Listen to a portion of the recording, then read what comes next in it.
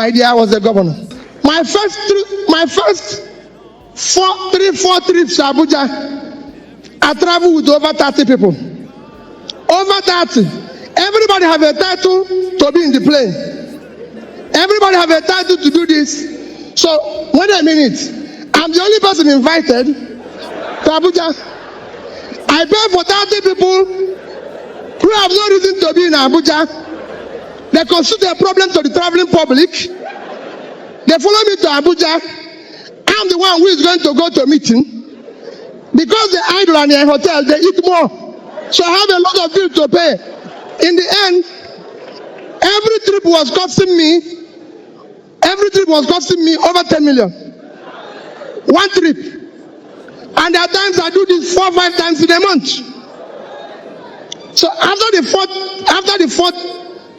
about the 3rd or 4th trip, I sat down and said, I want you to write name of everybody from me and tell me why and what is the purpose of this person going to be in Abuja.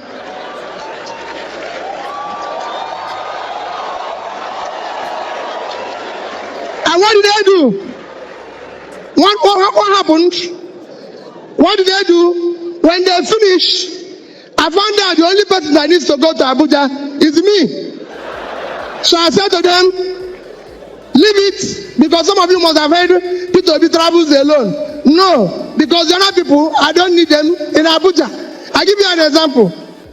If I had taken police from Waka to Abuja, there might be about 12, 15 security men. And then each time I go, let me use today's pricing. One ticket one way is about 30,000. Coming back is at 30,000. I found out that I can talk to the IG then Onovo. I said, Onovo, when I'm in Abuja, give me 3 policemen. The other person, give me 2. When I'm going, I give them 5,000, which is out of the ticket of one person going. I said, give 2 people.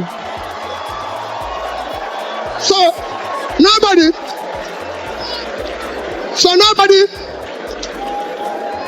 followed me to Abuja. 1 minute because my time is going on. Nobody followed me to Abuja. So when I call, the people say, hey, Peter Obi is traveling on his own, he's carrying his bag.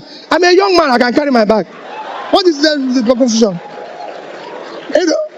And I told them, I said, listen, this is not a problem I started from here. I had this problem while I was in the bank. So I know, and I'll tell you that experience. So I said, that stopped. The House had to question me at the end of, there was a time they wanted to go to what they call the World Igbo Congress in America. And they showed me that somebody before me had gone with 40 million. And they said they reduced my own is 32 million. I said to the PAMSEC, can you write me what is the implication of this to Anambra State? Nothing. He just kept telling me, you have reduced it. I said, no. Well, let one person go. Whatever the Igbos in America discuss, they can tell us by this thing. You can do all this. You can save all this money. There's so much waste in our system, and we all tolerate it. People tell you today, I had people. Yes, I quarreled with people. People who said they come and do courtesy call. That was what I was telling Prof. I was quarreling with people. Somebody said he wants to do courtesy call. He wrote me a letter. As he's going, my protocol people come say, hey, God, this bishop or this chief, welcome now. I said, what? He said, we'll give him something. I said, the man just said, he wants to see me. Did I ask him to come? Why are we going to give him money? Get out of this place. The man wants to see me. And he wants to see me, and that's it. When I started, we were number 26 in WAEC. I said, no. We must be among the first 10. How are we going to do it? We looked at it and said, okay, the best thing is to return these schools to the church. It belongs to them. And we'll give them money directly. And everything, of course, that was very difficult. Everybody wanted to collapse the whole place. I said, well, my wife will always come back and say to me, Peter, hey, these things you're doing, do you know people are not happy? These people are not, why are you always making trouble? These people are not happy with you. This, that, and everything. And I'll always tell them, listen, my dear wife, I have one of the most wonderful wife anybody will wish. I will always say to her, listen, Margaret, your problem is that you don't understand. My job is not to make people happy. There's people in the entertainment industry to make people happy. My job is to take the right decision. It's not my job. My job is not to make people happy. My job is to take the right decisions for the benefit of the people. But what happened? In less than 3 years, 2011, 12, 13, Anambra was number 1 in WAEC and NECO. All this was possible because of the change we brought.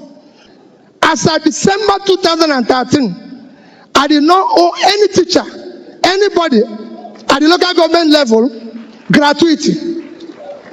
As at the day I left, anybody in the civil service was not being owed gratuity or pension or salary, and no contractor had a certificate that is pending. I was one that bought the highest number of vehicles as a governor from PAN. It's there. They gave me a certificate. From Kaduna, I started Innocence Factory.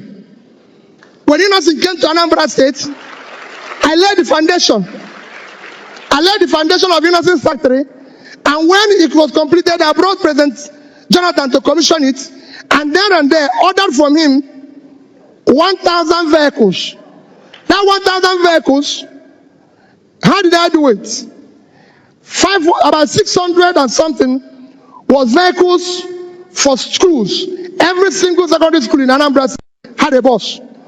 Then all the security, all the communities, I bought one pickup for them.